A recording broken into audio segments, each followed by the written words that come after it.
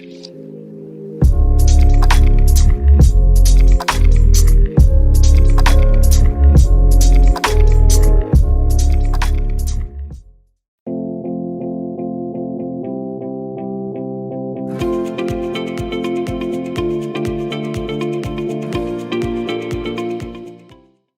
about the CV or your curriculum vitae or your resume, whatever you call it, this is one of the most important documents in your internship application, or rather anywhere, because this is what is going to do most of the talking, right? You can consider this as your first step of elimination and one very important representative of your achievements, your skills, your internship experience, your positions of responsibilities, all of that.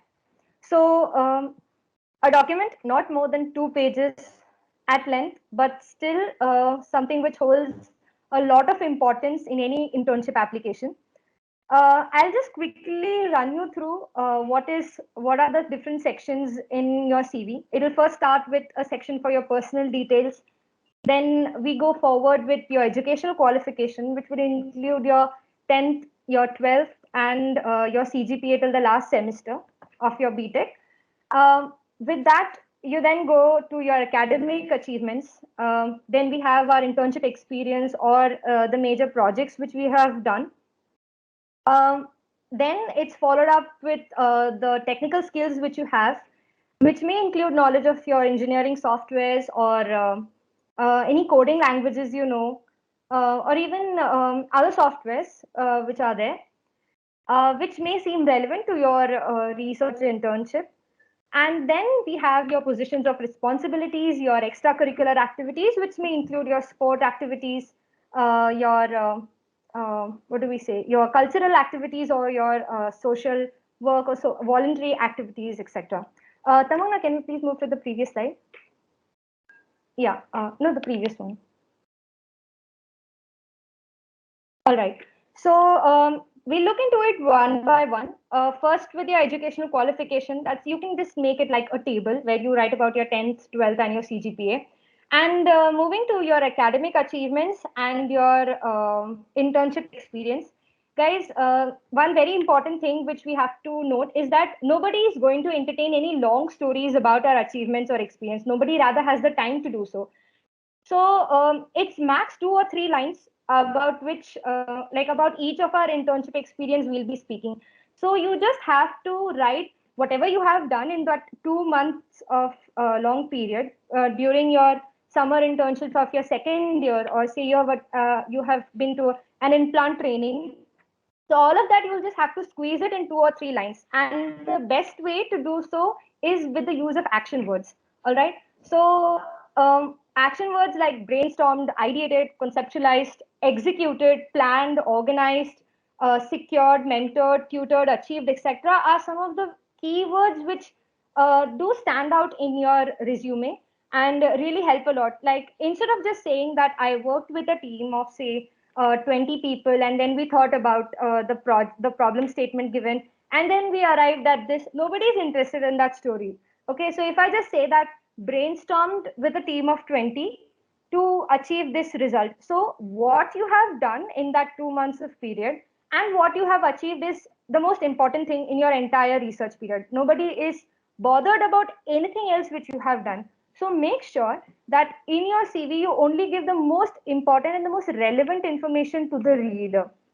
All right. Next, coming to your achievements, your academic achievements, and that even follows for your extracurricular achievements. Make sure that you're specifying the number of students in total participation. All right. Because there are a lot of competitions which we may have attended, but they may not be known globally, or rather, not a lot of people may be knowing it. So, to create that impact of that competition, make sure you tell them about how many people have participated. So, you can say, among the say 100 or say 200 or x students who have taken part in this competition or participated, I was among the top 20 or I finished among the top 10 to secure this position. It's only then that you will be able to show that okay, you are among the top 10 candidates of the 200 best students as well. Okay, so to show that you are among the cream of the students, make sure that you write about the number of students who have participated in any of those achievements of yours. The third point is make an effort to orient your CV content to the research side. Now, to a lot of people, this may sound a little bit ambiguous, but what I mean is that even during this, like most of you must be third year students or second year students, and given the pandemic which we are in, not a lot of people have had a physical internship or like an experience where you are actually going to that institute, or you have done an implant training at that particular company, if only if you haven't done it in your first year. Most of our internships have been remote internships, right? So to show that it holds that credibility and to make it relevant to your research intern profile as well, even if you have done say like an implant training, make sure to highlight those characteristics which are sought over for research interns. For example, how good your analyzing skills are, or your observation skills are, or that you're so curious to learn. All of that is what is going to count. Okay, so even if you have attended like an implant training, you can just tell that I have been around the entire plant and I've observed so many things. And say if you just said something which probably might have worked for the company during one of their discussions, if you're so fortunate enough, then you can tell about that as well. So try to highlight your critical thinking skills or your problem solving skills through all of these small little means which otherwise cannot be directly stated. And again, the important point about highlighting your knowledge of engineering softwares and coding languages are the technical skills, which may include how proficient you are with Microsoft Excel or PowerPoint or Word, etc. Right. So please do not miss out on this, because it's only the CV which is going to speak for yourself. Uh, Only after your CV is shortlisted or is selected will you be given a chance to speak with the person. All right. So then you will have like a good amount of time to speak at length that okay, this is how much I know this software, or this is how much I know this particular skill. But otherwise it's all to be written in your CV, so please do not miss out on this. Samantha, can we go to the next slide? Yeah. So again, don't shy away from speaking about your extracurricular activities. Most often, we tend to have this feeling that okay, it's a research internship, so we may have our certain doubts about how well probably our sport achievements or our achievements in any cultural activities will be taken into consideration. But see, nobody here among all of us is having one like a successful mantra which is like always 100% to be sure. That we cannot say that okay, you do all of these things and we give you a checklist and if you do all this it's done. It's not that way. You'll have to choose the best of all of these applications and then make one unique application of yours which is going to stand out. Okay, so all of us do not know what is that one game changer thing in our profile which may just make us stand out. And to tell you about the importance of extracurricular activities, I would say that most of the non-technical skills, right, we are not able to put it directly. At least we haven't seen putting it directly in our CV that I have good communication skills or I have good team working skills or problem solving skills is not something which people put it on their resume directly. So all of these extracurricular activities or our achievements in those or the positions of responsibilities which we have, it can be by being a part of a team, by being a part of a fest team or a sports team or the clubs in our institute. So through all of this, we are showcasing that we have all of these skills. Okay, so this is what is indirectly read by the reader or the professor or someone who is reviewing your CV as to these are the skills you possess by being in all these activities. So that even be your volunteering and your social activities, which together show how in all you are as a person. And the language is known. So please make sure some of your internships may give you a slight edge if you know a foreign language. Okay, it's not a necessity, but it does help at times. So if you know some foreign language, make sure you write about it as well. You can also specify the level of proficiency of your language in that. And moreover, all of these just show your enthusiasm and your zeal to learn further. Like if you're able to highlight that I'm a person who is not satisfied with just what I know and I always am looking forward to learn something new, that's it. That is what is the catch over there, and that's what is going to work for you. And next is some of the general things which I'd like to say. One is keep your CV simple, effective, and impactful. See, one of the most important things is that we have to make work very simple for the reader. Okay, so that could be through highlighting the most important stuff in bold and italic. It could be by formatting your text properly with proper alignment, and having a like a uniform font style and font size for the headings and the content below it. Now, all of this may seem childish right now when I am speaking to you, but believe me, guys, it carries a lot of importance. Sometimes, even if your content is not that up to the mark, it will still, if your CV is just like amazing to see, the person will take the effort to read the 2 pages of length. Okay, you just have to capture that person's attention for that entire 2 pages. Otherwise, there are thousands of CVs which are going to come, and for that person to spend at least 3 to 4 minutes with your CV, you have to make it simple for that person to read it, make it effective for that person to read. So by the end of the CV, he or she shouldn't feel that probably I should have just read another CV and not this one. Okay, so that is one thing, and for this to happen, definitely a review by yourself is important, but not sufficient. So you'll have to get your CV reviewed by your friends, your families, and most importantly, your trusted seniors as well, because a lot of points we may not understand when we are writing the CV, or we may not even realize that. But when they're just reviewing our CVs, they'll just quickly tell us, okay, this is what you need to do. It may be very small points, but game changers at that moment. And the last one is, guys, please double check your personal details. Most importantly, the email ID which you provide, make sure you provide the one which you're always going to check, your latest mobile number if you're allowed to do so, and your LinkedIn profile URL as well. Okay, most often what happens is like we tend to send our TNP like TNP formats only, your CV in your TNP format, and that does not have our own personal email ID. That has TNP's email ID or that mobile number. So make sure when you're sending it to any research intern profiles, okay, I'll repeat, any research intern profile, then you have to change it to your personal email ID, because that's one of the mistakes which I did, and that's the reason I'm alerting you guys not to repeat it again, because then all your follow-up mails will go to TNP, and then you'll have to ask probably your seniors or one of your friends there to tell you about it. So instead of all that hodgepodge and all that confusion, it's always better you provide your own email ID and mobile number. And yeah, that's it about the CV. Thank you, guys. All right.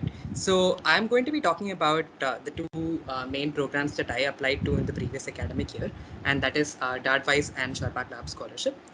As a preamble, you should know that these are both international, fully funded research internships, and they both happen in Europe. DART happens in Germany, and Sharpak happens in France. And the intake of each of these programs is slightly different. So DARTWISE opens to upper division undergraduates, so that's your third year students under BTech, and it's around 100 to 150 people per year. And Sharpak is something that's given to around 20 to 25 people per year, and that's open to both BTech as well as MTech and master students as well. So both of these internships are similar in the regard that these are professor specific. So you will be approaching individual professors and their labs to request an opportunity to work as an intern under them. So the process is entirely up to you. And the funding agencies, they will not necessarily be matching you with anyone or taking any role in that. Their only purpose is to judge your application and figure out whether you're worth awarding the scholarship to or not.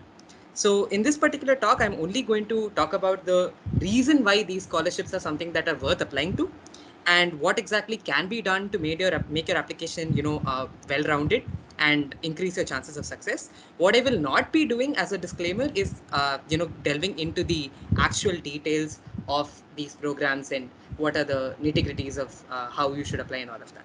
All right, next slide.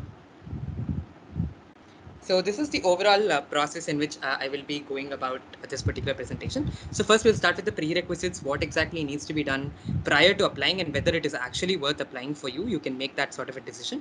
And then I'll talk about the process, what exactly needs to be done. And finally, a little bit of detail about what the experience could be like and what exactly will you gain from the process.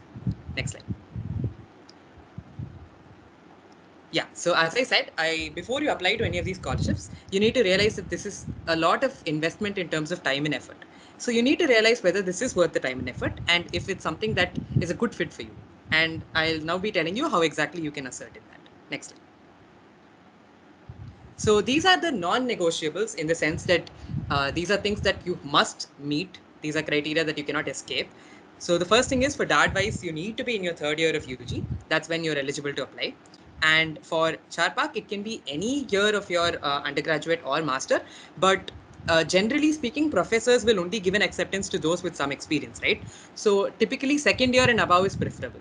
So that's one advantage with Charpak. You can also apply in your second year. Now, secondly, talking about the CGPA, DART-wise, on paper, it's an 8.5 plus CGPA cutoff. But based on the experiences from our seniors and what we've heard in general, is that it is usually upwards of 9.3. And if the more it is above, the more likely it is that you'll get the scholarship. And the more it is below, the more excellent your profile needs to even be getting the scholarship. As for Sharpak, there is no real cutoff. In fact, around 2-3 years back, we had a senior of ours who got in with a CGPA around the range of 8. So there isn't any high cutoff for Sharpak as such. But having said that, a higher CGPA will never hurt your application and it will always boost it. So that's just something you need to keep in mind. Another thing is that you need to be an Indian national. That goes without saying. These are for Indian students. And secondly, you need to have an acceptance from someone who's willing to supervise your project. So it will talk about, you should have a letter that tells you exactly that, I am inviting so-and-so person to come to this internship at my laboratory between dates, so-and-so specific dates, under the aegis of whatever program it is, be it either Shapak or DAP. The next thing is, since these scholarships are being provided by the government of those countries, you need to only apply to the public research institutes in the country. So when you Google the name of like a college or an institute, it will usually immediately say whether it's a public university or a private university. So only public universities which come under the government are under this particular thing. So you should keep that in mind while applying to labs. Next slide. So my speakers who will be speaking after me are going to be focusing on slightly different programs. And before they talk, I'd just like to make a distinction between these two scholarships. The first thing is that the one that I'm going to talk about, like I said in the beginning, you have to approach the professor and the group on your own. So the process is slightly more complex because you need to take a lot of time to figure out, what are the different groups available to you and whom you're going to start mailing and things like that. So it can take a few months for you to get your bearings in place and to get an acceptance before you can actually be eligible for the scholarship. So in that sense, it is a little tricky. But then there is a trade-off that you will be getting here, which is that you will have a large number of people that can be your potential supervisors, right? Now, if you look at either MyTax or, for that matter, NTU India Connect, they have a limited number of projects that are usually there. In the case of a few of them, it can be anywhere between 10 projects, or it could be like MyTax where it goes up to it's a very large number of projects, which even Sriram is going to talk about in the subsequent slides. So it really depends on the professor, and there will be some degree of rigidity in those scholarships. Whereas in the case of DART-wise or Chapak, you can essentially tailor your project in close consultation with the professor. And since you will be one of the very few people who will be applying to them, you will get some personalized attention. Next slide. So this is, as I said, this is the trade-off. So if you're willing to put in more effort to find the professors who are the best fit for you, then it's going to be ultimately rewarding because you're going to get an experience that is, very fulfilling. So if you are clear in some way about the broad research area that you're interested in, then I would highly encourage you to go for either DART-wise or Shapak because it just gives you the chance to be a little bit more in control of your internship. Next slide. So now I'll just move into the process. So this is just the indicative timeline based on what I did last year. Full disclosure, this need not be the same timeline this year. Although in the case of DART, it usually does not change much between year to year. So as you can see on the slide, you start around August or October, you start with the database filling, and then in October you get the NOC, you get the LOR and all of that. And then you get the approval form in October from the host, and finally you send the document to New Delhi, which is slightly more complicated in the case of DART because you have to actually fill the application on the portal, and then you have to download the application, take a printout, and send a post to New Delhi. So that takes some time. So you need to be prepared well in advance. I would highly advise you to look at the DART portal to find out like the timeline in more detail. So for Sharpak, the process is slightly less convoluted. So you start, again, it's the same thing in around 4-5 months before the deadline. You start with the database filling, and then you make drafts, and then you mail your professors. And then once you get an acceptance, you get an NOC from the college and also get the LOR and transcript ready. Finally, you get the acceptance letter and move on to filling out the online application. So in this case, you don't have to actually print out the application and send it to some office. It will be done and submitted online. So you just need to do everything in a single step. The only thing is you need to have the acceptance in hand. So I didn't dwell too much on the technicalities of the overall process in the previous slide because information about that is amply available on the website itself. I'll focus more on how exactly you go about each of these things, right? So the first thing is how exactly do you find labs and professors that are relevant to you and your interest? Now, what I found when I was looking for professors, both in France and Germany, is that the university websites are drastically different from our websites. So you will see that in India, if you go to a university website, for example, IIT Madras, and let's say, for example, I am going to the Metallurgical and Materials Engineering department, I find the professor of my interest and I mail them. It's fairly simple. However, in most of these colleges in Europe, you have a big university which has several faculties under it. So you will have like some faculty of engineering. Within faculty of engineering, you will have several other departments. So in our case, you had a department of material science, department of ceramics, and so on and so forth. So you have different faculties which have sub departments, which have sub research groups. So it's very complicated. So instead of wasting your time trying to navigate these complex websites, you can go for a central approach. So for France, there is a website called CNRS, which is like their central research authority, which is a great starting point. So what you can do is you can go to that website and then search for your area of interest, and it will give you the list of various laboratories within the country. So you can just click on the lab that is more relevant to you and then go browse there and find out. Similarly, for Germany, there's Max Planck Institute. Now, for students more specific to MME, as I belong to the department, there is an institute called Max Planck Institute for Eisenforschung, which is the one that is for metallurgy. So you can go there and you can see the professors involved in the various research groups. And what will usually be the case is that these same professors will be cross-appointed. So they will also be a professor at some university. So using that, you can find out universities where you can actually go and apply.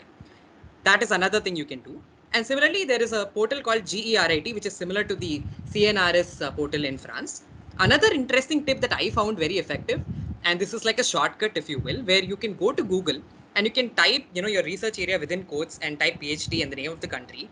And this, what it will do is it will index the searches based on verbatim. So these exact words will be there in the exact, websites. So when you do that, you'll end up with, research groups that are looking for new PhD students, right? So when they're looking for new PhD students in an area, that means that the professors are, and undertaking new endeavors in research. So that means they are looking forward to taking in new people and they have vacancies. So it's more likely that these professors will be having vacancies. So you can actually learn a lot while contributing to a fresh project. So that's another thing you can do. For that, there are two resources. There's a website called findaphd.com, and there's another thing called Connected Papers, from where you can actually look at a professor's research paper, and then put it in Connected Papers. It will give you a list of other similar papers that have either cited that paper or are derived from that paper. So using that, you can find out other professors who are also working in the same area. So that is a nice way to jump from one interesting professor to several interesting professors. Next slide.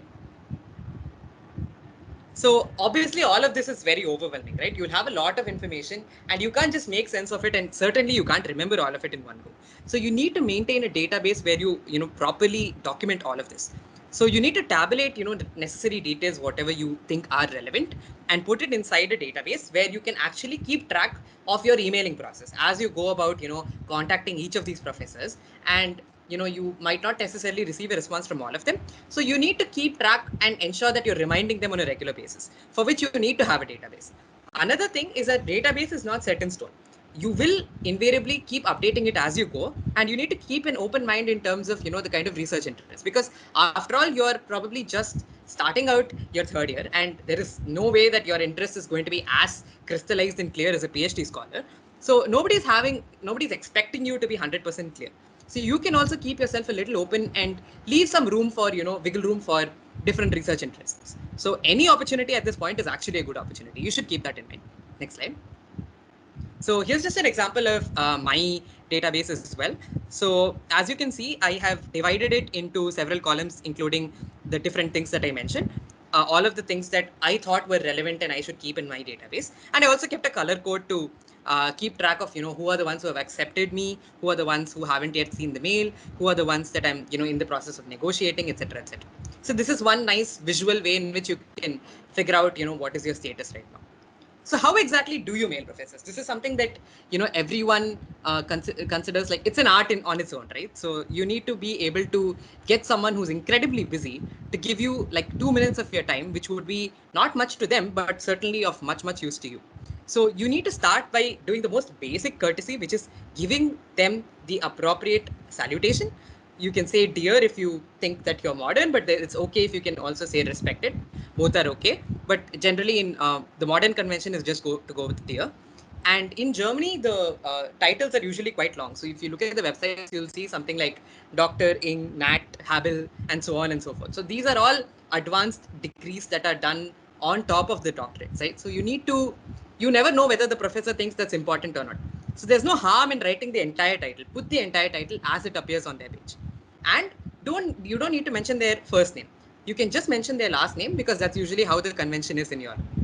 Same thing applies to France as well. You write their title, doctor, because usually they will have a doctorate, and then their last name.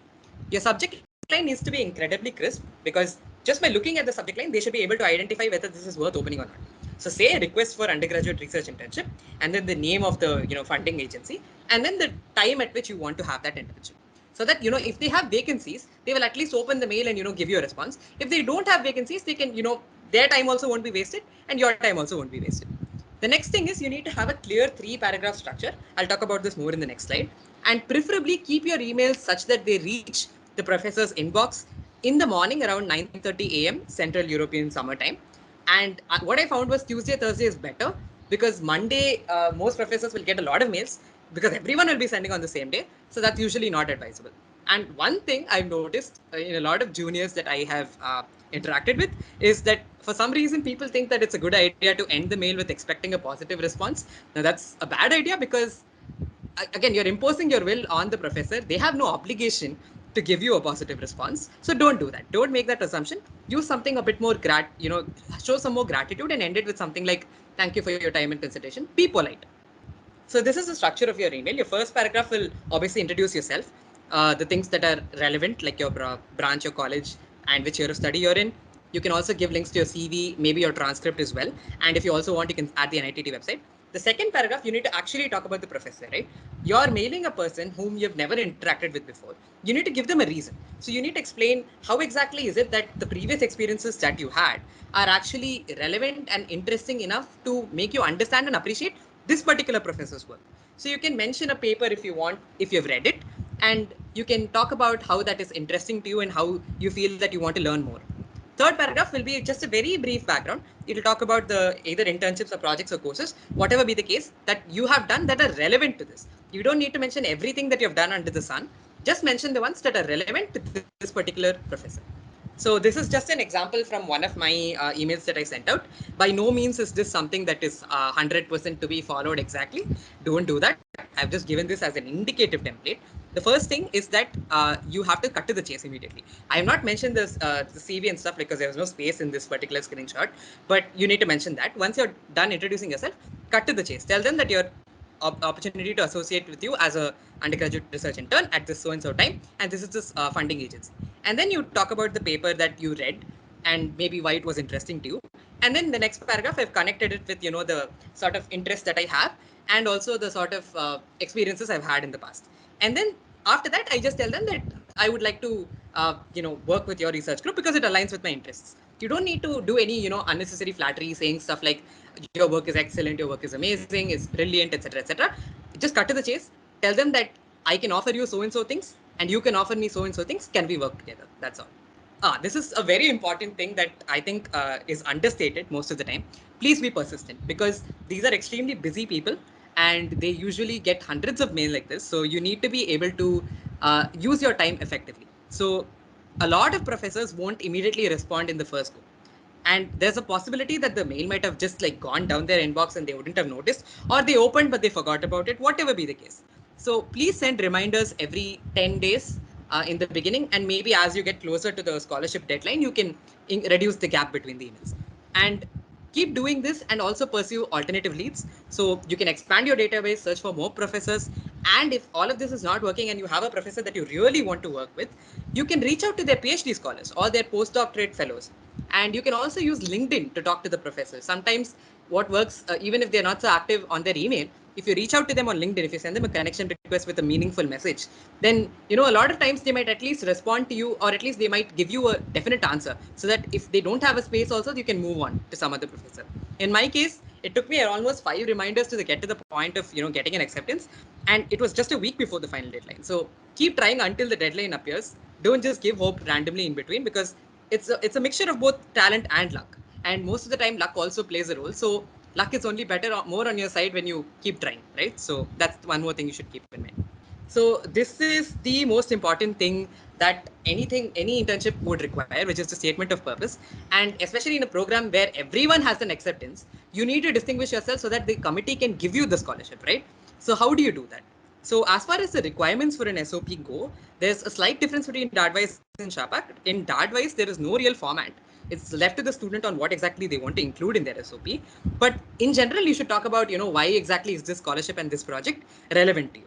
In Sharpak, you have a little bit more, it's a little bit clearer in the sense that you have 3 very clear questions that ask you for answers within 250 words. And each of them delve into the different aspects of your application. Regardless of, which internship you're applying to, there are certain, underlying themes that any scholarship SOP should have. And these are the ones that will get you a scholarship in most cases. So the first thing is that you need to be specific. You need to have done your research, and it should be convincing that you're someone who knows your stuff. So if you're applying to a program, you need to say that, for example, if I apply to Sharpak, I need to mention that, I want to pursue my master's in a certain field of research, and I need to connect that, whatever goal I have with the benefits that this particular program and this particular internship will give me. So in my case, it was that there was this research network of electrochemical energy storage, which is my area of interest, that is available in France. So I spoke about that particular research consortium. I spoke about the laboratories that they had and the instrumentation facilities that they had, things that I think that in the future will help me. So I mentioned that and I connected those together. So that way they know that I'm not just applying for this for the sake of getting the money or going to Europe, right? I actually have done my research and I know why I want the scholarship and I know what I want in life. So that's very important, you need to mention. Second thing is that it needs to be tailored.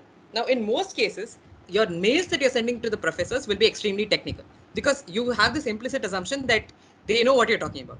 But in the case of the scholarship committees, they're mostly non-technical. They're people who are looking at your application in terms of the HR perspective of, how you are as a person and how exactly are you going to contribute to their country. So when you're doing that, you should not, get too lost in the details of how your project is going to be revolutionary and stuff like that. Instead, you should talk about what exactly is the scholarship and what is it, trying to promote. For example, in the case of Sharpak, it tries to, encourage higher education in France. So if you're going to do that, and if you're genuinely interested in higher education in France, and that's one of the reasons why you want to apply to the scholarship, mention that. Tell them that, you're planning to do a higher education in so-and-so country, or that you are planning to do doctorate studies in that particular field of engineering. Mention that so that they know that this is the reason why you're applying, and this is why there's a good fit between the scholarship and you. The third thing is that it needs to be engaging. Ultimately, the people who are going to read it are not going to be, too focused on the specific details. They're going to be more focused on how, easy it is to read it and how engaging it is for them to read it without getting bored, because they'll be reading so many applications from so many people, right? So you need to be able to stitch together a narrative, some sort of like a story which you can keep them interested in. You can talk about some incident that, led you to choose the field of interest, or you could talk about an incident that led you to, understand about the education system in that country. Things that will be, unique to you, that you can mention to make your thing more interesting to read, so that it's not just about, I am passionate about XYZ, but there is some story to it so that you can actually give them a reason why you're passionate for XYZ. So like I said, the questions in the Sharpak SOP are similar to this. You start with the project and you mention very clearly what is the project and how is it, related to your curriculum. You can mention courses that are relevant. Secondly, you talk about the lab. You can mention, how exactly you came across the lab. Don't make it seem like as if, you did some random Googling and you came up with the lab. You need to give them a clear reasoning why you think that the lab is suitable to you. Maybe the professor is working in a research area, or he's part of some network, or maybe the professor, they happen to be teaching a specific topic of your interest. Anything, you need to mention that clearly so that it doesn't appear that you've just randomly selected a professor who just happened to say yes to you, because that is not what they're looking for, right? Thirdly, you have to talk about yourself, and you need to explain, why. Again, this is what I spoke about being tailored. You need to ensure that your future goals are congruent with what the scholarship aims to achieve, because only then it makes sense that you're applying to the scholarship, right? There should be a clear purpose and some way for you to show that you know what you're talking about and you know what you're getting from it, so that they can give it to you and they can be confident that you're someone who will be an asset to them. So this is about the process. I'll now quickly talk about the experience without taking too much of your time.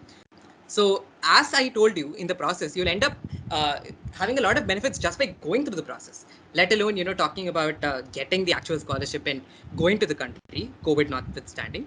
So you learn how to get to, talk to professors, how to pitch yourself to someone who's never heard of you and who's at an international stage. And you also get to gain international connections. So now I have connected to around 100 to 150 professors who are on LinkedIn from all of these different areas who are working in my research interest, right? So now my LinkedIn profile, instead of having some random plagiarized inspirational content, it actually has stuff that I want to see. So in that way, you gain these professional relationships that you can actually keep in touch with them, or maybe ask them questions, or maybe later down the line when you're actually pursuing your hires, it might be of help to you. So ultimately, this is a good thing. And even for this alone, you can get to the process. Next thing is that you're also exposed to a wide range of research domains, right? So as you're building your database, as you move along that process, you are looking into things that you never thought you might be interested in. You start with, let's say you have an interest X, and then as you go through different websites, you realize that a lot of professors are also working on Y, which happens to be slightly different, and then you realize you actually want to do Y. So when you're doing this database filling process, you actually discover your interests in a more in a much more deep way, so that you actually, at the end of the process, you actually know more about yourself. And that also has a benefit where your SOP also starts to become a little easier to write. And moving from the same point, this is very helpful for higher studies as well, because in most cases, when you're looking into professors and research groups and all of that, graduate education requires you to do almost exactly the same things. So if you're going to shortlist colleges for going to study abroad, then having this sort of a database filling opportunity where you know these professors, some of them have interviewed you and all of that, it will help you, because ultimately when you do all of that, you have a large list of colleges that you could possibly apply to that you have never heard of before, but now you realize that they're a perfect fit for you. So that really helps you. And of course, if you're selected and if COVID doesn't play spoil sport, then you also have a healthy stipend of around 700 to 750 in the case of Sharpak, and 750 to 800 in the case of TAD. And it's Europe, and it's a Schengen visa, so you can visit multiple countries at once. Another thing is that the work schedule in Europe is quite flexible. So the professors will let you more or less decide the course of your project, and they will not overburden you with work. In most cases, like in my case, the professor actually took some time to just use a whiteboard and teach me stuff. So that's something that is obviously going to be a very good experience no matter what. And finally, the most important thing is you can figure out once and for all if research is really for you. And this is a very important decision to make, because at the end of third year, you'll be at the point where you'll have to decide between placements and hires. And this one internship could be the internship that helps you do that. Next slide. So this I'll just very quickly go through. I think I'm already overshooting my time. So I think the subsequent speakers will also talk about the various other opportunities. And this is something that I would like to stress throughout this talk. Don't stop with applying to just one or two research internship programs. Apply to as many as possible. The more the merrier, because you never know what might fit, what might not fit. And the more you have under your belt, the more chances there are for you to discover what you really want to do. Secondly, as I said, your interest need not be 100% clear. This is what the internship is for. And another thing, some people have asked me before if a publication is necessary to get an internship. Absolutely not. In most cases, people don't even get a publication, so don't run behind that. Run behind instead the learning experience and what you gain out of it. And finally, approach whatever you're doing with an open mind. Keep your interests open and ensure that you aren't just confining yourself to a very niche area. Keep exploring, keep being inquisitive, and ensure that ultimately you are loving what you're doing. Don't do it for the sake of it, and things will hopefully fall in place. All the best for your intern season, and Tamagna will now take over. Thank you. Hi guys, I hope all of you are doing good. Okay, I'll come straight to the point and won't bore you out. So hi guys again. So I did research intern under IIM Nagpur, ISM Dhanbad, and Tata Steel's R&D. So I won't go to the how. I basically go to the how. Like I won't go to the what I did, but basically go to the how I got the internship. So basically applying to IIM differs a lot compared to IITs or other institutes, even foreign institutes, because of management. So steps to apply are basically a website, professor, prerequisites, mailing, and topics, interviews. All is very important. So I'll come one by one. When you come to website, first is go through the website. Check about the professor there, and like check if the website is genuine or not. That's also a very important topic. Some websites are false also, like they are not genuine. They just simply give some false data, and that's not true. Check about the projects through the website, and you know what you want. You know your area of interest, because your interest matters a lot. And because if you don't like the project or the professor under whom you're going to work, you won't feel like doing it, and at the end it won't be useful to you. Next comes the professor.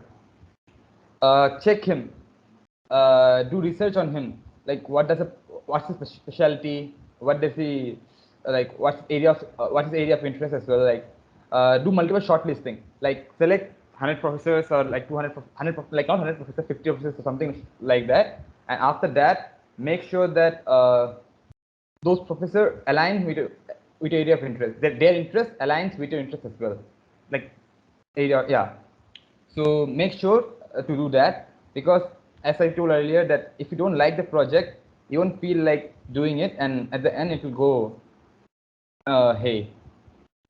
So prerequisites. There are few prerequisites that needs to be followed.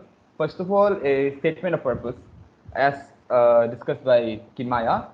Letter of recommendation also is required, at least two, as it's also discussed by Sriram. Most of it are similar, it don't differ, and it can be same. Transcript is also required, because it's a valid proof that you're from a college. They need a proof that you're from a college. And last point that many people are not aware of is proper resume formatting. I'll talk a bit about this proper resume in the sense, like suppose if you just make a manual resume without proper formatting, and if it's not nice, it's already discussed, but I'll discuss again, then the professors won't feel like reading it, and he'll reject you within like maybe he won't see it for 5 seconds also. So you're rejected. But if your resume is properly formatted and he likes your work, your previous achievements, then he'll give it time. He'll give his time. He'll read it at least once or twice. Yeah. So make sure that you have a proper resume format. Get the TNP resume if you need it. That's better. I feel like that's very useful because everything is properly arranged there, and it's a kind of a proof that you're from NNTT as well, and NNTT has edge over other normal colleges as well. So the mailing comes. There shouldn't be any error in mailing. There shouldn't never be any error, because when it comes to IIM profs, they are very particular about grammar or any mistakes. Like if single error comes, they'll pakka reject you. They will reject you without even without even seeing your opening your resume or anything.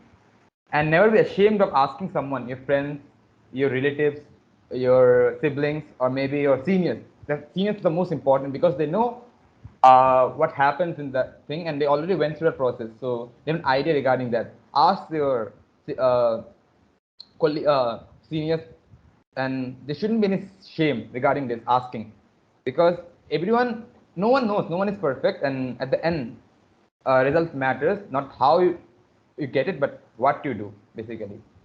So, and know what you write. Don't write some words that you don't know about, and try to be easy to them. Try to know what you write. So basically, you should know what you write. Don't try to be too fancy, because at the end there will be interview. They'll understand what you really are at the end, and if you try to fake the thing in the mailing, it will be, they'll directly reject you in interview. So be careful about that as well. So don't try to show off much in mail. So topics. So when it comes to topics, choose wisely. Make sure that you are well aware of the fundamentals. You know the topic very thoroughly, at least the basics of it. Be very strong in the fundamentals while selecting the topics. Don't choose some random topics because at the end you'll suffer. A 2-month long internship will take you 6 months maybe sometimes. So be very selective about that. Do proper research about a topic before attending interviews as well, and be bold. Suppose in an interview they'll ask you to do this project, but sometimes you can negotiate with the professor, because a professor normally has 2 or 3 projects with him or her. That's the normal trend, which I noticed. And honestly, even I negotiated once or twice, so it works as when it comes to me, at least. I don't know about others, but as you know that there is no perfect success mantra to it. So yeah, so you can be bold, or it depends on the professors as well. But till now, it hasn't been successful to me. So I don't know about others. Yeah, regarding the interview. So interview is very grilling when it comes to cold calling mailing, because when it comes to that or Chapak, there's proper formatting and other interns. But in cold call mail, you have to approach the professor. So they don't know much about you. So they will start knowing about you. The intern which I did in summer, it was for main internship. The internship lasted, like, the interview lasted for more than 2 hours, if I'm not wrong. Yeah, and the most important point is that the IIM is very much different from IIT. In IIM, you have to be very uptight. You should know what to speak, and you can't say anything that, how to say, makes you look bad, or you can't say any. You can't be biased toward anything. You have to be totally neutral. You should be very confident of what you say. It doesn't matter if you're very good in English or not, but it should be decent enough. The more you know, the better. You should always be calm, because there are some questions that can make you go astray, and it can make you lose your calm. As I told, and obviously it will be mostly till now, on an average, it will last for more than an hour. That's what I experienced till now. Especially IIM interns. IIT interns, I don't think they last that long. That's assumptions actually, but like direct IIT interns. But mostly it lasts. IIM intern lasts long because they'll try to fail you with different difficult questions. I won't go to the question, but some questions are very critical, and they'll make you go totally. You won't have an answer to the questions. It's very jumbled questions, and puzzle solving questions are like not direct puzzle solving, but yeah, it's like a HR round, not HR round, technical interview of placements, kind of like that. So it's very critical. You should have a critical thinking mind while attending IIM interview. So yeah, that's all by me, and next we'll start it by Abhinav Anand. So hello guys, hope you are doing well. Am I audible? Can someone confirm, please? Yeah, you're audible, Abhinav. Yeah. So yeah, I will talking about surge internship. So for those of you who are not pretty much sure that okay, you want to go for hires or not, or sit for placement, but you have a gut feeling that okay, you should try for at least a research internship.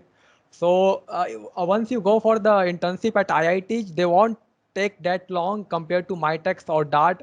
It will be just 2 or 3 hours you have to dedicate, and that's it. 2 or 3 hours if you know all the IITs probably have their portals, so you just have to fill in the application process, and it just take 2 or 3 hours, and that's it. You need not go and do the mailing and ask for the acceptance letter, and then do for look for the visas and all those things. So for IITs it's just very simple. So for the talking about the application procedure, pretty much for all the IITs it's same. All of them will have a portal. So I will be talking about the portal of IIT Kanpur. So as you can see in the in this PPT itself, that they have a few sections. Okay, so on the home sections, if you go, they will be asking there will be a pop-up that okay, if you want to apply, you can apply.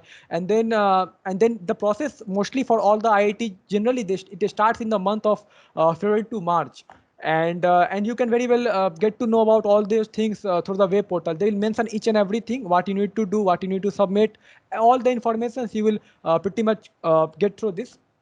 And talking about the date of acceptance, so I will tell that like even if you have a decent CG, you have a very much good chance of getting an internship at an IIT. And yeah, and also like see if you are applying for 2 or 3 IITs, and also at the same time you're applying for DART and MITEX at the same time, so it will just give you an option. So suppose if you get a really good project in an IIT, so or if you look at the QS ranking of the IITs like IIT Delhi or IIT Bombay, they have also good rankings. So yeah, it depends. And the eligibility criteria, like for most of the IITs is third year. Only the who have completed their third year, they can only apply. But some IITs like IIT, I think Roorkee, or of, there are 2 or 3 or other IITs, they allow even second year. So you just need to have a check on their website that what is the criteria. Next slide. So yeah, for the documentation part, you will just it's similar to the what Ashwin told in the beginning of the Charpak and the DART one. It just need transcript, recommendation letter. But point is that for most IIT they would be asking you LOR from the institute professors. Okay, and then you have to write a research proposal. The words, number of words varies depending upon the IIT. So you just need to go through the instructions really carefully, and then they would be requiring a photograph, recent photograph. Mostly a TNP formal will work, or even it's a just general photograph with no issues. And the next thing is bona fide certificate. Yeah, so like a few IITs, like they ask for bona fide certificate. IIT Kanpur doesn't, but just in a case you should also have it with you before you start your application process. Next slide. So yeah, talking about SOP for an IIT, it's really very easy. I will tell really simple. You just have to be keep it as simple as possible and precise.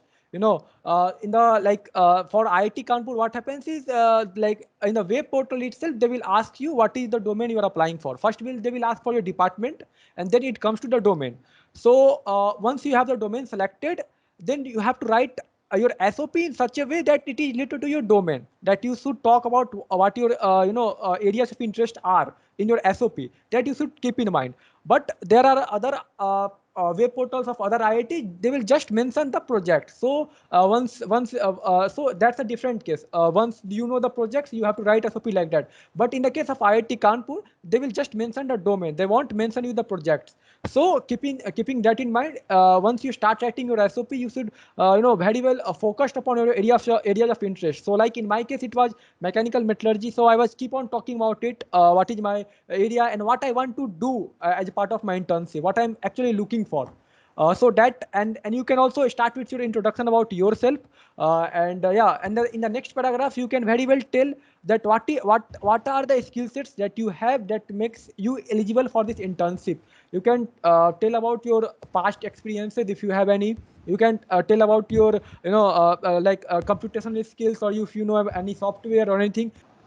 Yeah, so the third point is yeah, talking about the third paragraph, you have to mention why this internship matters for you. You have to be try to shed some light about your future perspective, what you do in your future. You want to do something in the field of research, so that you can tell in the third paragraph basically.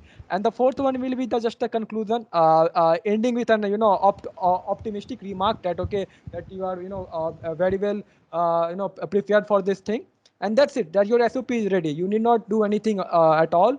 So basically, if you start writing for the SOP, it will just require for an IIT, it will just require 3 or 4 hours. If you sit for that, that's it. And then for application, it will just require 1 or 2 hours. It's really very easy and very simple. And that's not and also nearly 7 or 8 IIT have their IIT portal.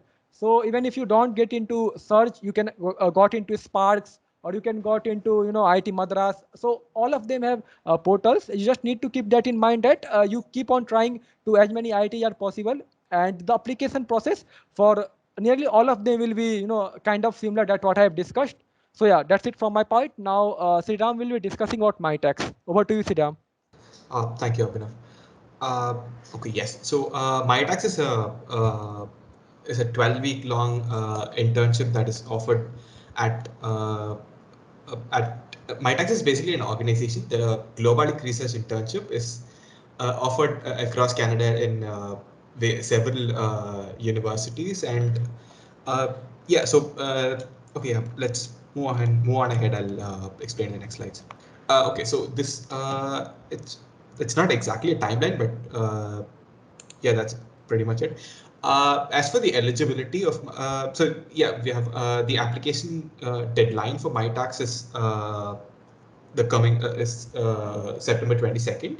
And usually there's a time difference of 10.5 hours between us and them during the fall. So so for us, it ends at 23rd September, but it's at 12:30 in the morning. It's so you have to take that into account as well. That's kind of a buffer period for you guys to check your application in the end or something. And then you'll have rounds of interviews that come. The first round of interviews start in October itself, subsequently after announcing the first set of results, they'll have another round of interviews or something, and it'll go for 2 or at max it'll go for 3 cycles of this kind. Tamagna, next slide, please. Okay, so the GRA program has like the requirements, that the eligibility that it asks for is very lenient, and for Indian students, they only require a CGPA of above 7.5, and that's it. They don't ask for any other additional data, documents, or anything. Not per se, but yeah. And of course, so far it's been they've invited people over to Canada, and you have to work there also. So you need a valid passport to apply. Yes, as is the case with many other programs that my friends mentioned earlier, so you'll need to have 1 to 3 semesters left in your undergraduate study by the end of the internship.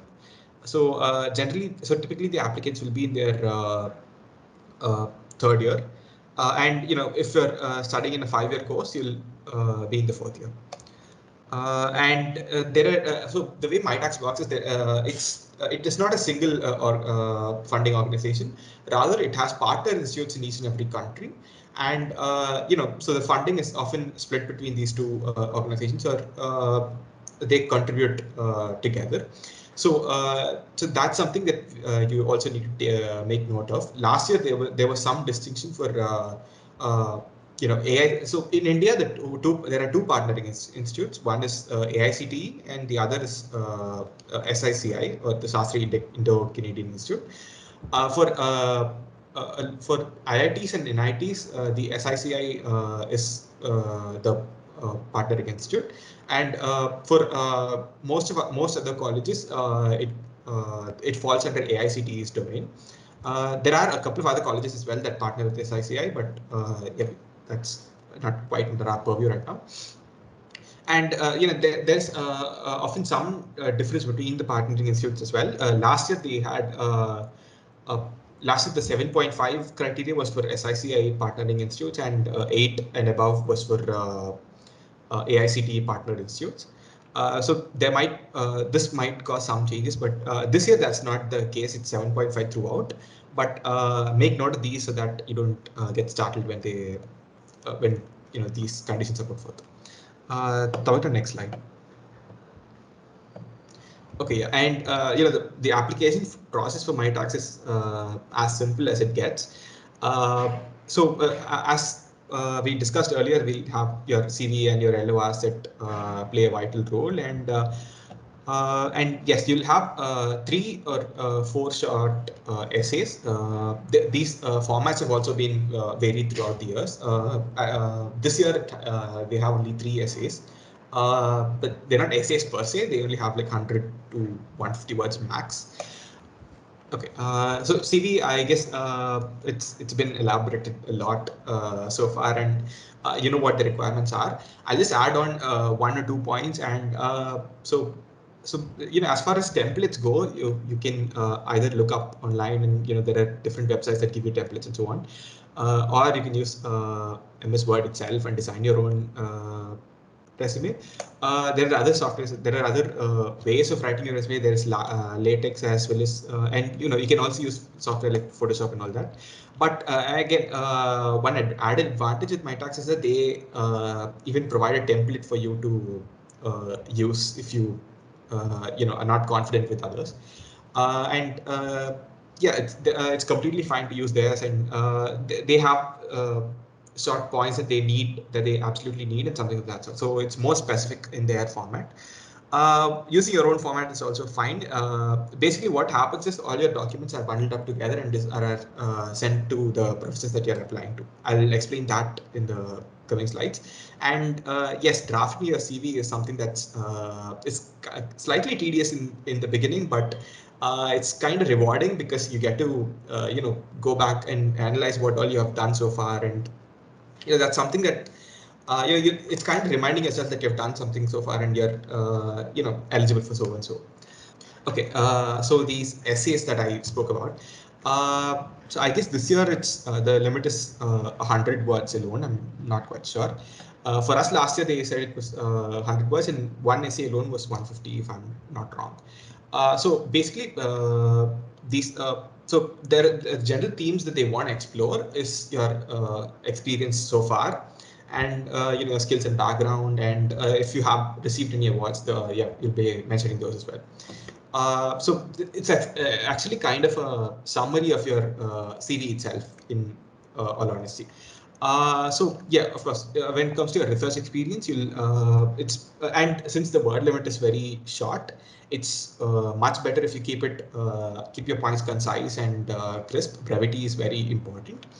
So yeah, when it comes to your research experience, give one or two lines summaries of your internship projects, and just mention a very short description so that you don't go over the word limit. And yes, of course, use certain buzzwords that they can when the professor reads your essay. And when they go to your CV next, they should be able to connect. There should be some kind of a flow between your these essays and your CV, and your LORs and so on.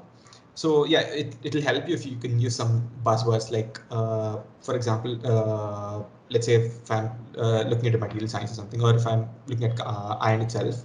Let's say it would help if you worked on projects regarding corrosion or something like that sort. It'll help if you can mention the electrochemistry or some kind of buzzwords that strike to the professor's mind when they read the CV as well. And skills and backgrounds, again, it's the essays are simply rewriting your CV in a different format. And so to make use of this small space effectively, it's better to use bullet points, something of that sort, that have your points organized. As for achievements, it's good that it's okay if you don't have any in the college itself. After you've joined college, you can mention achievements at school, but the earlier it is, the better.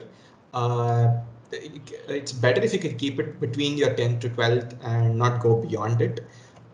Because at some point after that, it just gets irrelevant, and so what, you did that like 4 years ago, that doesn't matter now. Exactly. So that's the kind of attitude that it'll represent to the professor.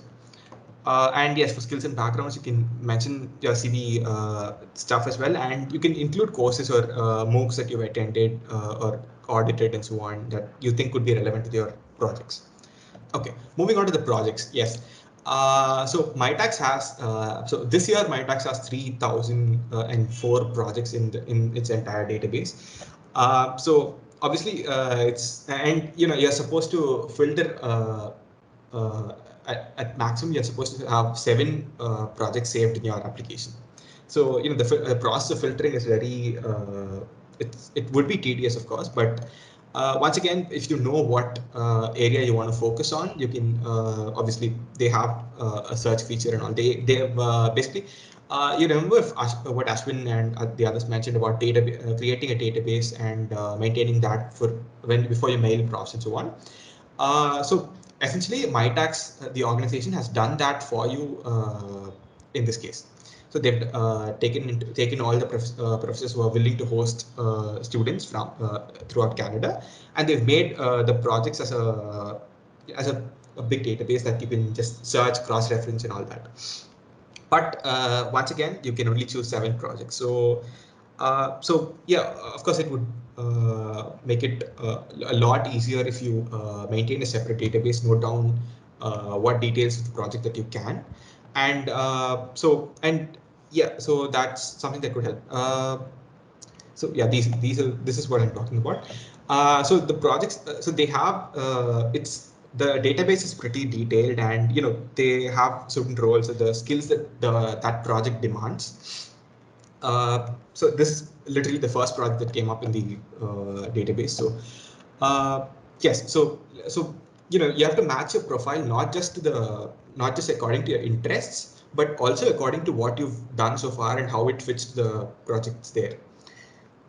So yes, as I mentioned, so connect your previous projects to the one that you're applying to. That would help a lot when the professor calls for your interview, and in your talks with him or her, that will strengthen your application.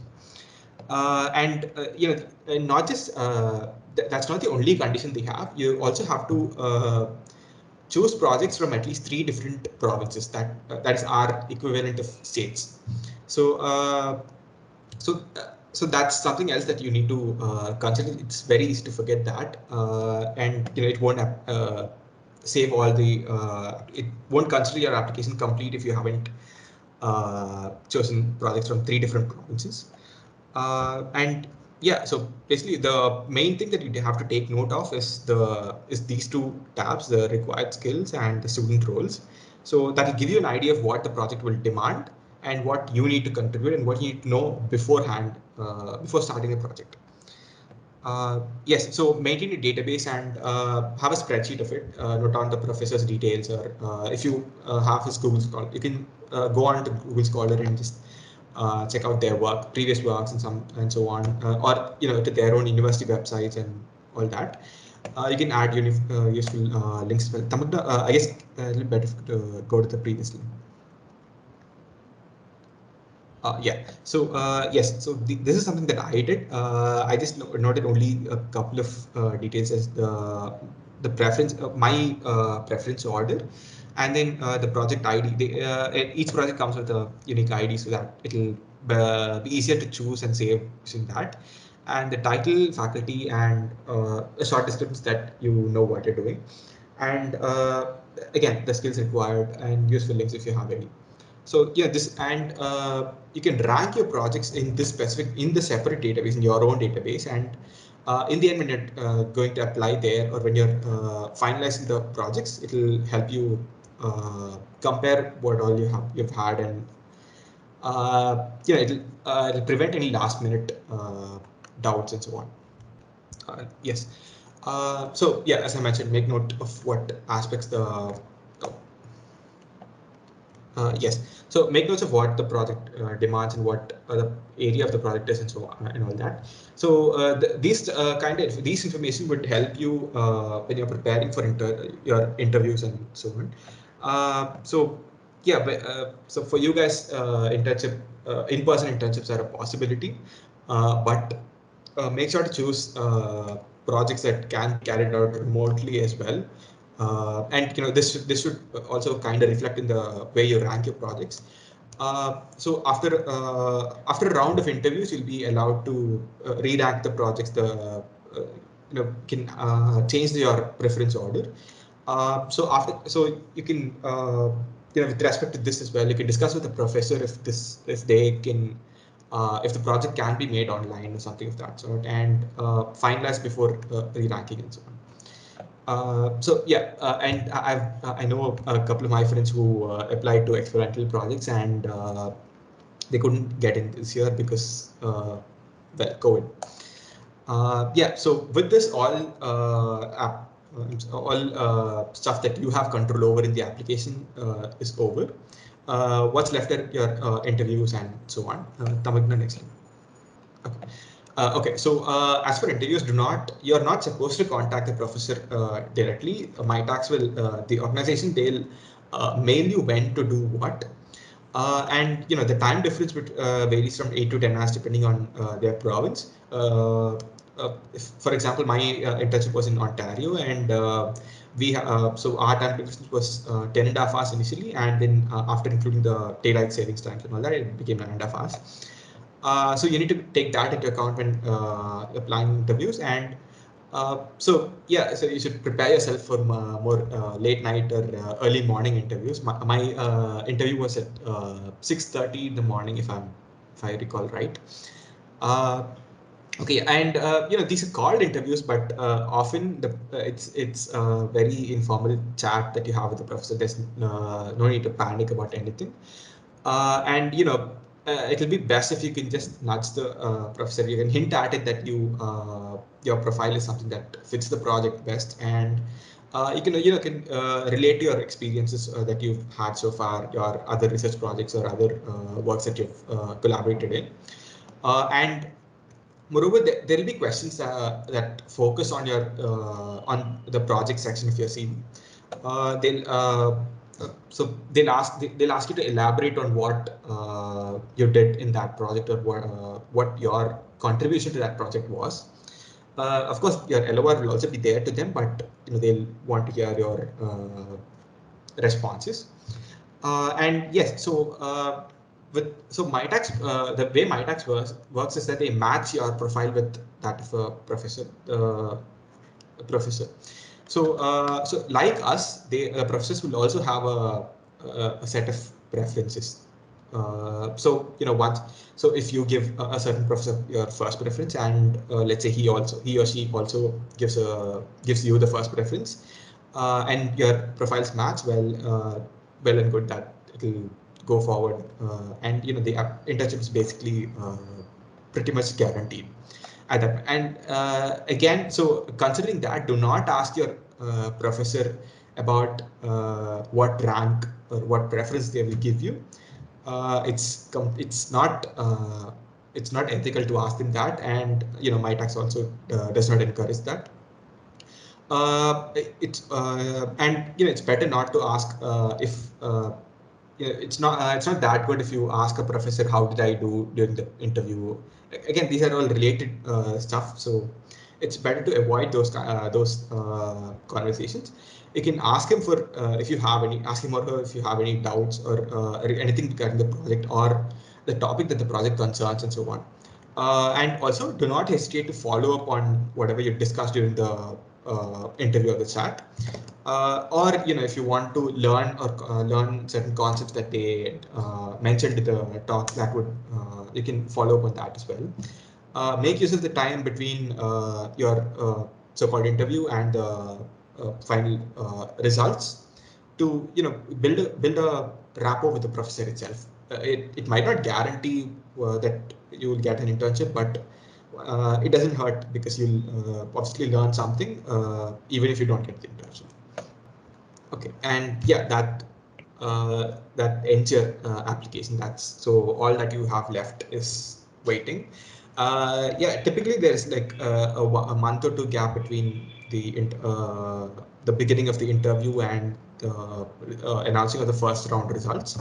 For me, the interviews were in October, and the first round results came out in November 17th, if I'm not wrong. Yeah, it was during our, I think it was during our mid-semester exams. I'm not sure. Yeah. So yeah, you'll have to wait. I mean, you might get anxious during this time, but once again, you can contact your professor regarding any doubts you have. But again, refrain from asking questions about whether you stand a chance in the internship or something like that. Like Ashwin mentioned, it's not polite to have them to ask them stuff like expecting a positive response or something like that. So yeah, Tamagna, next slide. Yeah, so this is something that the email ID that they use, it's especially the no reply underscore global link is something that you have to keep looking out for. And so once your application is done, you'll be allotted a candidate under consideration status, a CUC status. And when your first round results are out, when they'll once again that will be notified via email by this organization. Again, it will bear this as the username, so that if you want, you can use that as a identifier.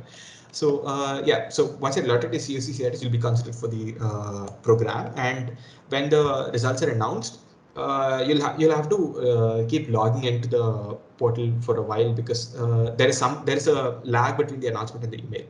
So either way, when the results are announced, if your status has changed to selected or accepted, that means you've got the internship. That ends your process right there. They'll tell you what to do afterwards. Once again, you should not contact the professor right away. That's something that MyTax will carry out, and they'll tell you when you should contact the professor. And there are details that you have to iron out first, like when your internship will start and when the mode of discussion and so on. Again, that's the mode of discussion is something that's common when it comes to online. Or if your status remains as CUC, that means that you have been waitlisted. So don't lose hope. There are 2 or 3 other cycles, 3 or 3 more cycles for cycles of interviews and results to come out. So yeah, the process after that is very similar. It's the same thing. You'll have interviews. And once again, you're not guaranteed that the professor will call you for an internship. Some professors do not. Obviously, as Kimaya said, they'll have some kind of a screening, and if you fit the profile that they want, they'll call you. Or sometimes the professors, they might not consider your profile at all. And yes, so you don't need to fret with anything. MyTax will follow through with every bit of information, and they'll send notices on how to proceed and what to do and all that. Yeah, Tamika, next slide. So yeah, benefits. What's unique to this? Well, apart from the usual benefits of an internship, the mentorship, the stipend, etc., one thing that stands out for MyTax is that for GRI is that it makes you eligible for the Global and Graduate Fellowship program. So essentially they provide, this is a kind of a scholarship that provides you, so they'll give you some hefty sum for your graduate studies in Canada. So when you're applying to Canadian universities for your master's or your PhD and so on, you can say that you are a GRI fellow, and you're a GRI intern, and you can mention that you'll be partly funded by the Global and Graduate Fellowship, and that kind of raises your profile as a prospective master's student. And another thing is you'll be allotted a mentor by MyTax who will guide you through these outs of both the GRI as well as applying for GGF and so on. And the stipend amount is something that varies between the partnering institutes. Once again, that depends on, so for India, we have both AICTE as well as SICI. So different institutes have different stipend amounts, because for us, SICI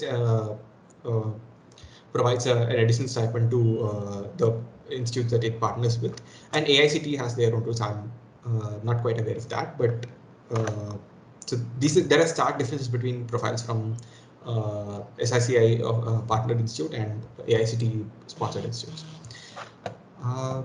Yeah, I guess that covers what I had for MyTax. Okay, Maya will take over for the NTU India Connect Research Internship Program. Okay, yeah, thank you, Sriram. Once again, hello everyone. I'll be speaking about NTU India Connect, and I won't take a lot of your time. I know it's been late. Tamalda, can you please go to the next slide? Yeah, so what is NTU India Connect about, and why do why do we have to apply for it? So first is that it's a 2 to 6 month long research program, depending on the term to which you apply for, and one amazing opportunity to work on a lot of exciting projects under the guidance of professors of NTU Singapore. And if COVID doesn't play a spoilsport for your batch, you'll definitely get to travel to Singapore, and all your living expenses at Singapore will be taken care of, be it your accommodation or even your other expenses. And one very important thing is that you get a multicultural experience, because NTU also has a lot of international students, and moreover, you will have students from other institutes of India with you. So it will be really great to work with a lot of people. And most often, the projects which are allotted to you do not have you as the only research intern under them. So it's generally a team of 5 to 7 who work on a project under a professor. So it's a great learning experience overall. Tamara, can we move to the next slide? Yeah, so about the application process, as MyTax has, even NTU has, NTU India Connect has a portal. So you can just find it on Google by typing out NTU India Connect. And once you open the portal, the first thing is you'll have to log in, create your account. And then you have to select your internship period. So the research program is offered thrice in a year for the spring term, the summer term, and the fall term. And it varies from 2 to 6 months. So it depends on you for which program you would like to apply. Generally, for third year students, especially when we're doing it as a summer internship, mostly people prefer a 2 month internship. So once we've selected the internship period, we then shortlist the research titles. So not as extensive as MyTax has, but there is a good amount of projects, and the portal will provide you information regarding all the projects which their professors are working on from various departments, and you can just go through that. Moreover, they also have like a small description of the projects which are being done, because we might not just understand based on the topic. So that 2 to 3 lines at least give us a good amount, at least a little amount of information about what exactly they are working on. And based on that, we can choose. So based on that, you can choose your top 3 preferences, your top 3 projects you would like to work on, and that will have to be indicated both in the portal as well as the NTU checklist. So you then have the documentation stage. So your resume, one of the most important part. Then an official transcript. So when you're applying for your summer internship, most probably you'll have your transcript till the 5th semester of your BTech. So you'll need that from your institute. A letter of recommendation, what they call, is actually our NOC, that is a no objection certificate. That comes from your Office of International Affairs, from your institute, saying that they are okay with you doing an internship at NTU Singapore. And the academic referee letters are the ones which we refer to as LOR. So you can get 2 academic referee letters from your professors at your home institute. And finally, there is an NTU checklist, which speaks about like your personal details, your achievements. So you can just type it, you can just download that and make it as a Word doc, type it out and send it as a PDF to them. And moreover, your NTU checklist will also have a place for the 3 different projects which have been selected. So you'll have to indicate the projects and the professors under whom you will be doing those projects. And once this is done, your application is just ready to be submitted. It's a short application, not a quite long one. It doesn't need an SOP either. But before you start the entire process, it's highly recommended that you check whether you have a passport, and whether like it doesn't expire at least in the coming 1 year. So just before your application, I would suggest you to get your passports ready. If you do not have one, please do apply for it as quickly as possible. And the last stage you have is the most exciting one. That's your acceptance. So let's all just hope that you get to travel to Singapore if you're selected through this program. You can meet new people, develop international connections, as I just stated earlier. And the most important part during your internship is that you have to be free enough and share your ideas with your supervisor. And it's very important to be interactive with your supervisor as well as with your research colleagues who will be from other institutes or maybe even from NTU, because you'll be working as a team altogether there. And keep track of your progress and report it regularly to your supervisor. Generally, they prefer to have weekly meetings. But if you have any doubts, you can always approach the professor. They are very kind enough. And the last part is a notable research experience. Probably if you're lucky enough, you can also get a publication. So that publication at a BTech stage really holds a lot of importance and a lot of value in your CV or in your profile as well. So having said that, one last thing I'd like to add on is that once like you don't need to have like an explicit idea of what the project is about, because there are millions of projects which are going around, and it's not practically possible for all of us to know about everything which is going around. So we don't have to like get frightened with that and say that, okay, this is something which I haven't heard of earlier. I don't know whether I'll be able to work. If you're just able to feel that pull towards the project and you're ready to work on it, please do give it a shot. Because everything is actually going to be new. Like even when you start your project there, you won't have prior information to that. But the thing is that the professors, like in all of the internship programs, I would rather say that all the professors will be really kind enough to give you sufficient time to get to know the subject matter and then start working. So nobody is actually going to expect that you know a lot of information prior, and then they immediately want you to start working from day one. Mostly it goes as at least the first 2 to 3 weeks will be just gaining knowledge on the topic, and then is your time of working. So make sure that you are not that doesn't scare you from applying for the projects. And read the titles of the research projects as well as what is written below it. And if you're just able to feel that, okay, this is something of my research interest, which not a lot of people may have at this stage, that's totally fine. You can just go ahead with your application. Yeah, so this is a very general thing of what might make your application successful. Again, I would like to say this is not the only necessary criteria. There are a lot of things which may work differently for people as well, but for most of us, what we have observed is definitely a good CGPA, mostly about 8, 8.5, highly recommended, and your research experience. So if at all you feel that you'd like to, maybe your GPA or your CGPA is not enough to stand with the really high CGPAs out there, then you can have a really strong research profile which may back you in that. So in your research experience, please make sure that you exhibit what you have learned from your previous projects, and it has to be presented very clearly to them. The next thing is your research interest. Again, I'd like to stress upon it. It's only if you have one, and it's totally normal if you haven't figured it out till now, because the third year internship is probably the first step you take towards exploring out all the research fields, and then probably deciding or coming or shortlisting on 2 or 3 research interests of yours. So if at all you have something till now, you can just tell why you're interested in that domain of interest, why you have that interest, and how are you working to develop it. Merely saying that, okay, I'm interested in this particular subject is not important. You also have to show that have you taken any special efforts to develop that skill of yours, or to work further in that research field. So that could be through many different ways. One of the ways could be probably an individual project which you have taken, or if you have worked under someone in probably in the same field is also what may count.